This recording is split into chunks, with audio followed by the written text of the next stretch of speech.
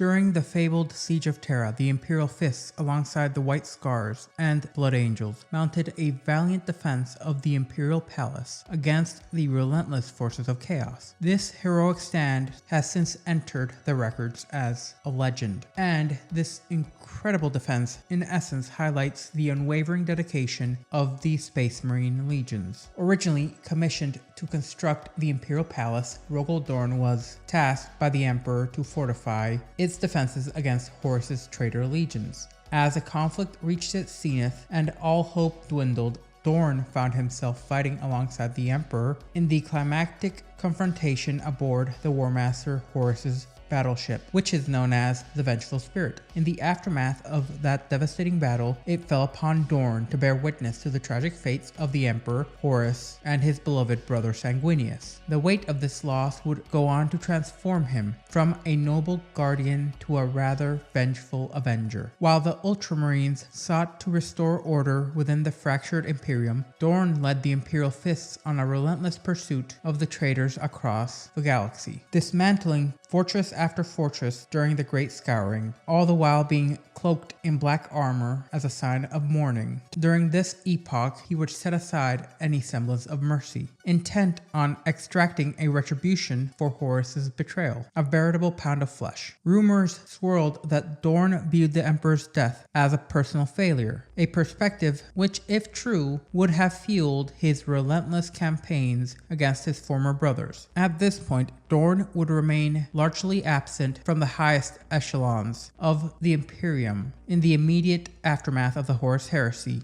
That was until he was summoned back to Terra to confront Guilliman, the Primarch of the Ultramarines, who had proposed the Codex Astartes as the foundation for the future of the Space Marines and the Imperial military as a whole. Now back to the Heresy. On the Saturnine Wall, Rogal Dorn took to the front lines. The elite Phoenician, Fulgrim, alongside his twisted and mutated 100,000 Space Marines, besieged this critical stronghold. All the while leading a contingent, Rogal Dorn would face them while leading a contingent of 200 hand-picked veterans who had originally been tasked with a separate mission. Dorn would reinforce the garrison of 500 Imperial Fists alongside 200 Auxilia defenders upon the wall. Amongst the defenders lay Captain Malidus, a new-blood Terran Marine who had been incapacitated and propped up against a broken pillar. As the duel between Fulgrim and Dorn unfolded, Maldius would witness this fierce confrontation. "Your pretty wall is broken, Rogal," Fulgrim taunted, slashing at Dorn's shield, sending splinters and rivets of metal flying. And Dorn would retaliate with a powerful blow that sent Fulgrim reeling, his greatsword cleaving into the traitor Primarch's side. Yet Fulgrim countered by relying on his agility to evade further damage. And he would continue as follows. "Are you truly not going to convince me that I've made a mistake?" Fulgrim provoked, blood dripping from his lips. "You can promise me sweet forgiveness." To which Dorn would reply by saying, "Deeds are my words," and thrust his sword into Fulgrim's shoulder, tossing him aside. The battle would continue to rage on, with Fulgrim landing furious blows, all the while Dorn held firm. The exchange of rapid strikes would ring out like church bells, each clash resonating with the weight of their conflict. Fulgrim, though wounded, continued to bait Dorn, attempting to exploit any signs of hesitation by stating the following. "Look around," Fulgrim shouted, his voice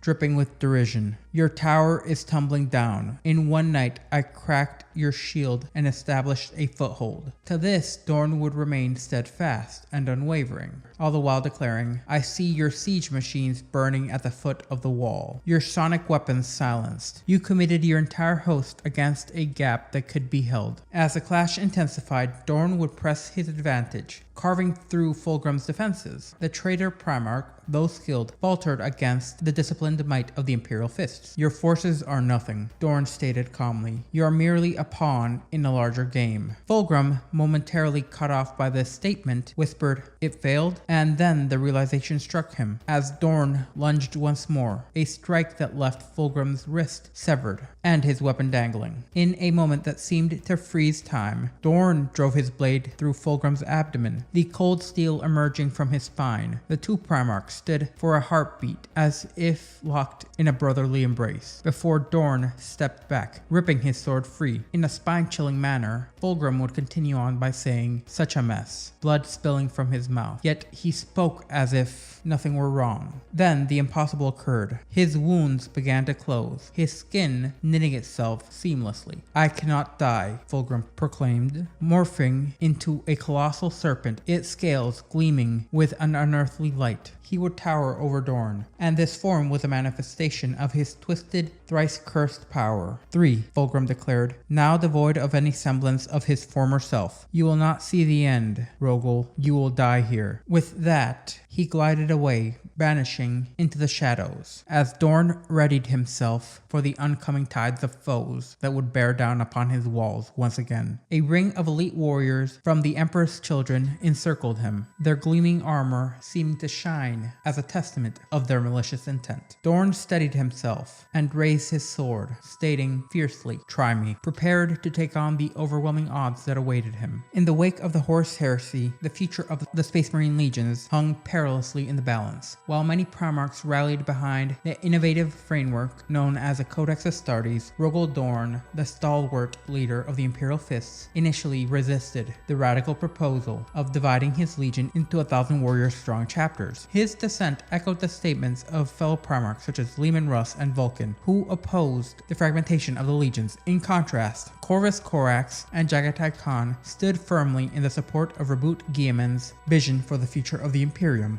Amidst this brewing conflict, guidance would come from an unexpected source, Captain Auriax Dantalion, a seasoned veteran of the Imperial Fists. Dantalion, who fought valiantly during the Great Crusade and had survived the brutal tides of the Siege of Terra, found himself advocating for the very changes that Dorn had resisted. As one of the few Imperial Fists who recognized at the time the necessity of Guilliman's controversial decree, Dantalion understood that the risks of a single officer wielding the immense power of an entire legion was too great to ignore. Undeterred by the weight of his argument, Dantalion engaged in an extensive, somewhat forceful discussion with Dorn, articulating the prescient need for the proposed restructuring. He argued that new chapters would serve to malign the risk of future rebellions. Yet despite this compelling rationale, Dorn would remain as ever steadfast. Viewing the Captain's Council as a betrayal, disappointment and hostility would brew within Dorn, casting a shadow over the once respectful relationship that he had had with all his sons. As tension escalated, it became increasingly clear that the Imperium stood on the precipice of a civil war. The prospect of the newly formed chapters clashing with the remaining legions loomed ominously over the horizon, and it seemed that both sides were prepared for the inevitable confrontation that would occur. It was then that Dorn would have a profound moment of introspection. In the midst of his relentless quest for vengeance, he recognized that his refusal to embrace change had blinded him to the crucial truth: the future of the Imperium depended on unity and adaptation. This pivotal realization marked a turning point for Rogal Dorn and the Imperial Fists, siding, though with some conditions, to the beginnings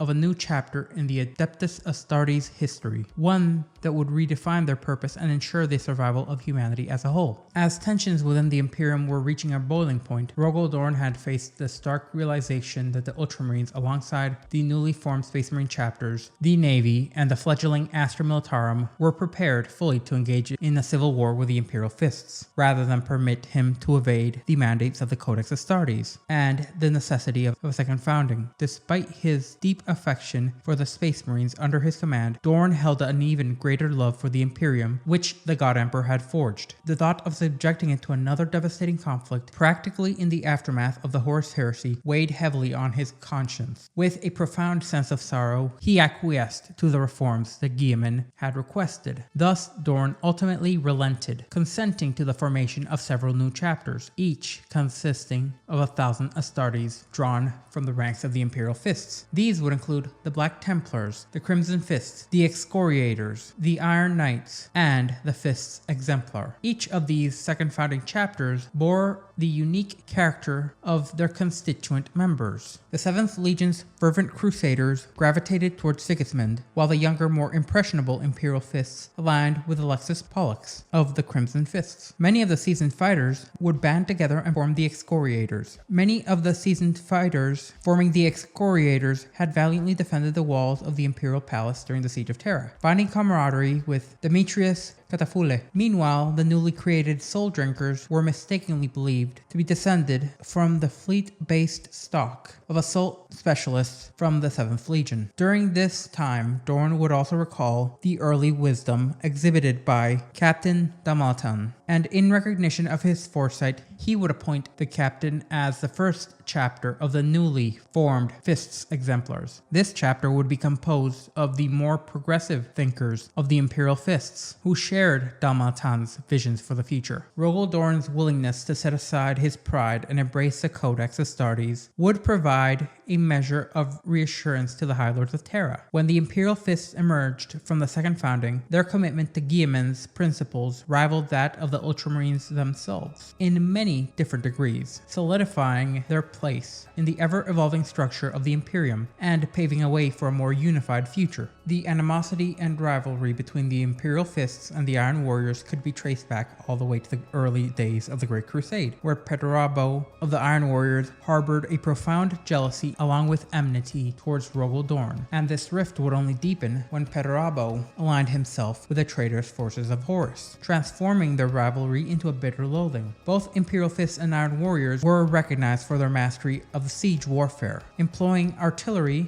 and heavy weapons as essential components of their combat doctrines. However, in contrast, the Imperial Fists maintained a code of honor and restraint which starkly contrasted the Iron Warriors' more ruthless utilitarian tactic, which would lead to one of the most pivotal effects. And in the aftermath of the Horus Heresy, the Imperial Fists remained resolute, almost focused to their own detriment, on their pursuit of the Iron Warriors, leading to a catastrophic confrontation which is known as the Iron Cage on Sebastus IV. Here, the Imperial Fists would witness their own forces suffering devastating losses as they engaged with the Iron Warriors in a battle which would be etched into the record books, though ignored by some, as one of the single most greatest losses the Imperium had ever witnessed. Perturabo, renowned for his expertise, a skill acknowledged by Rabut Guilliman in Rabut Guilliman's Codex Astartes, prepared a confrontation through meticulous preparations, one specifically designed for Dorn, one which would exploit their shared expertise in siege warfare.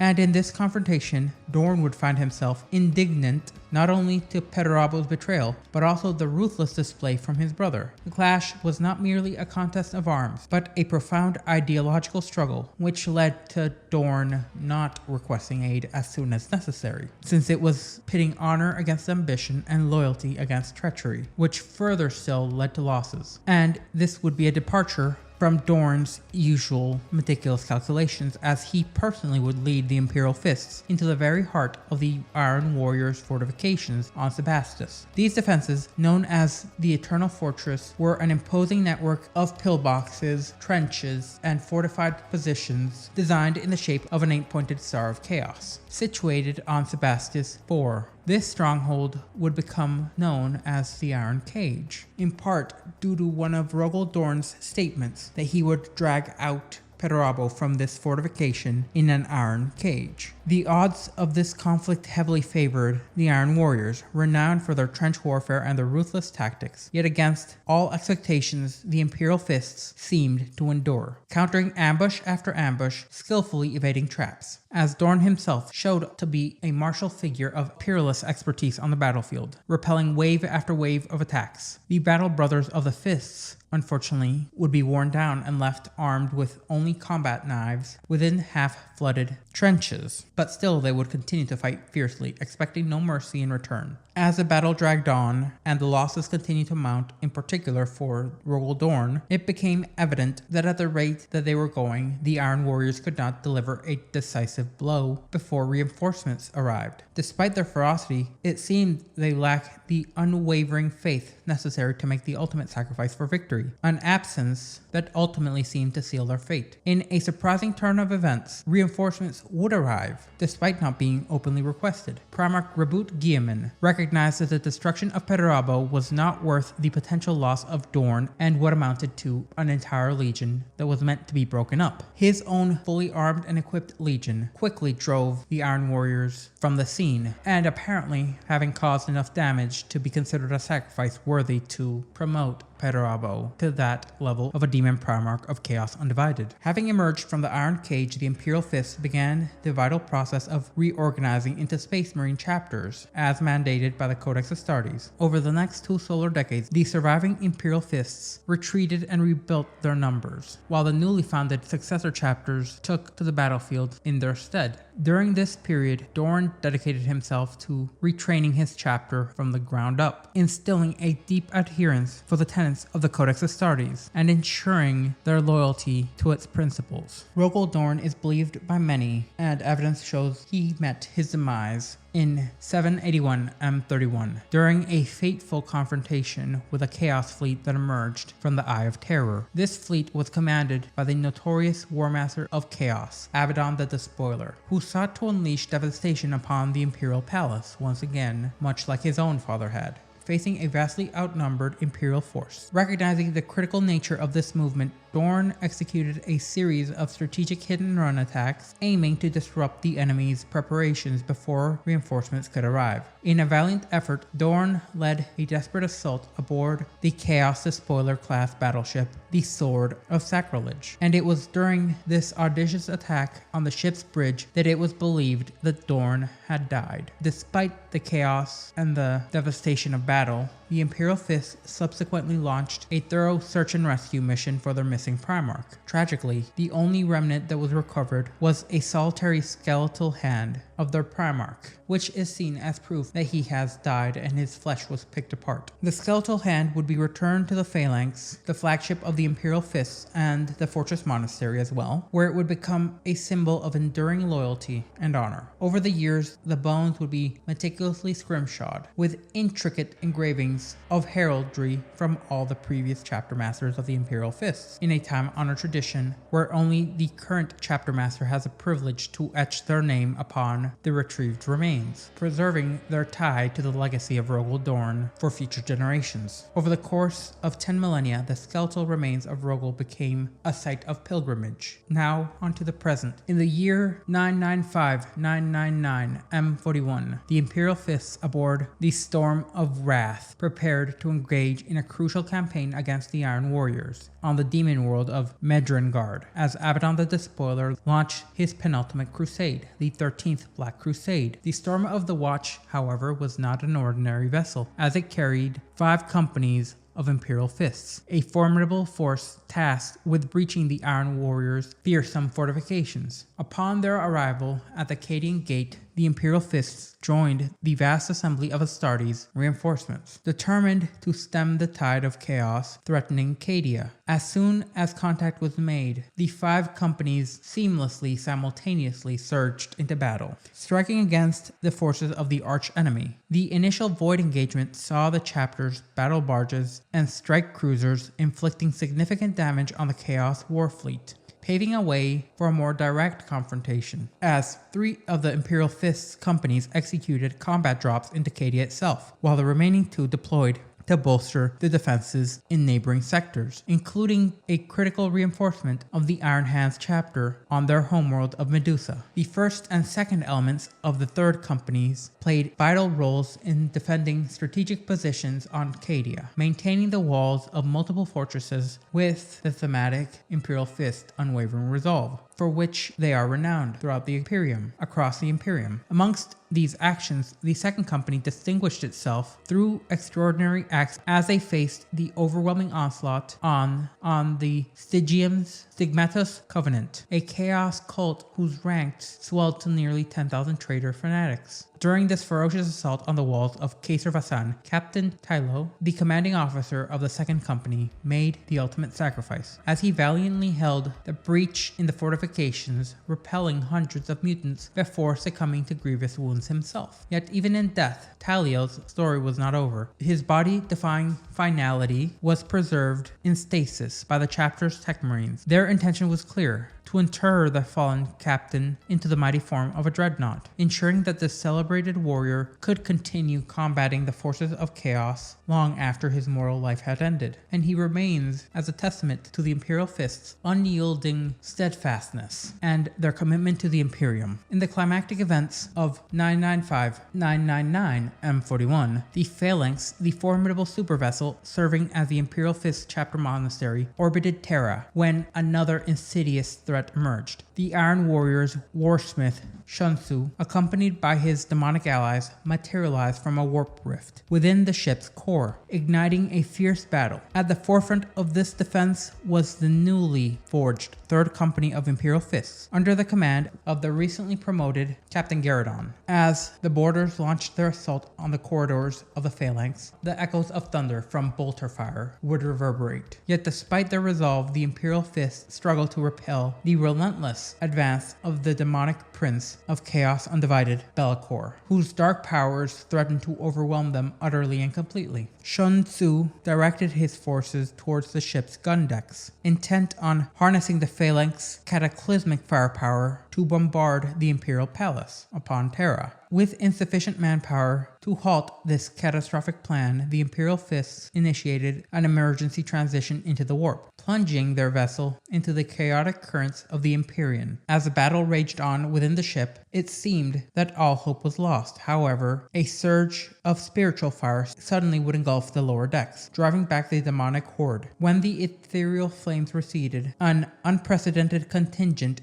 of the Legion of the Damned would emerge. Their presence was a harbinger of vengeance, as these spiritual warriors would move with a ruthless efficiency unparalleled within the Imperium, as they systematically exterminated the remaining surviving Iron Warriors and demons, turning the tides of battle. Emboldened by the unexpected arrival of their spectral allies, the Imperial Fists would once again rally to launch a spirited counterattack against Shusan's forces. This fierce resurgence culminated in a hard-fought victory, with Captain Garradon and his battered remnants of Imperial Fists setting a course straight for Cadia. Despite their triumph aboard the Phalanx, the Imperial Fists faced grim news upon their arrival to Cadia. Their valiant efforts, including the destruction of the Blackstone Fortress, Will of Eternity, proved insufficient to stem Abaddon's relentless assault, as Cadia ultimately fell. The Phalanx would then play a pivotal role in the final evacuation of the planet's survivors, ensuring that hope endured in the face of this overwhelming darkness, and in essence, creating an encampment where Cadians could continue to serve the Imperium from. The resurgence of the Imperial Fists would come in later, with the onset of the Era Indomitus, which was marked by the climactic opening of the Great Rift, where the forces of chaos would launch a renewed, devastating offensive against the Imperium. Yet amidst this chaos, the Imperial Fists, scions of Rogal Dorn, remained resolute, viewing the Imperium as an immense fortress with its beleaguered worlds serving as turrets, gatehouses, and strongpoints. The Imperial Fists would then undertake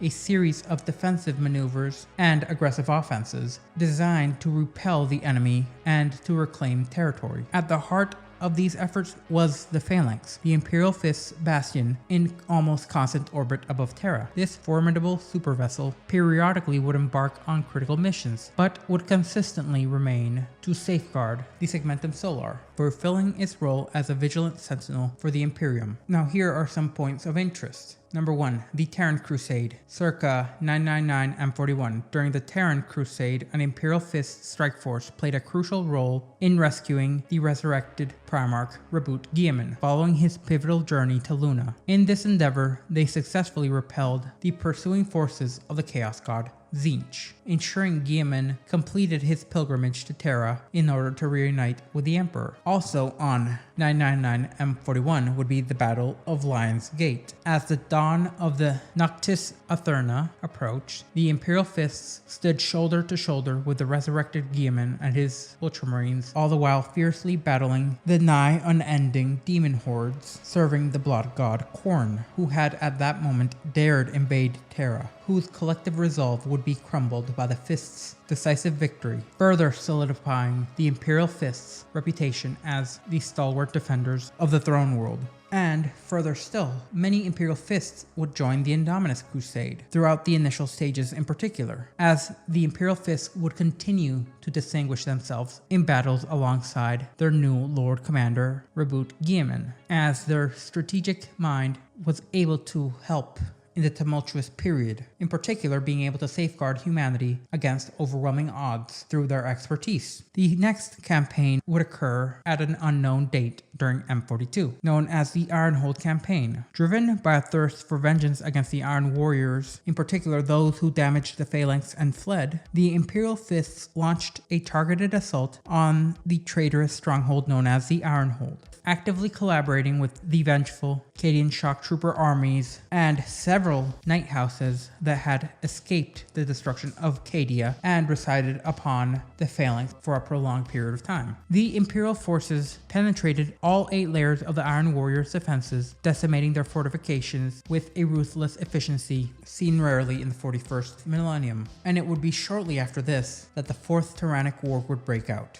And within the 4th Tyrannic War, the White Templars, chapter planet Sanctum, would be forced to face an onslaught from Hive Fleet Gridanius, a tendril of the greater Hive Fleet Leviathan, advancing from the galactic core. With the support of Lord Commander Solar, Octaldian Leontus, and the Astra Militarum forces, who utilized Sanctum as a strategic base against the Great Devourer, the White Templars, aided by the Imperial Fists and the Phalanx, would successfully repel the Tyranid assault. In these pivotal moments, the Imperial Fists would continue to embody the enduring spirit of their Primarch, proving that in the darkest times, their legacy of resilience and valor would remain unyielding for whichever threats may come.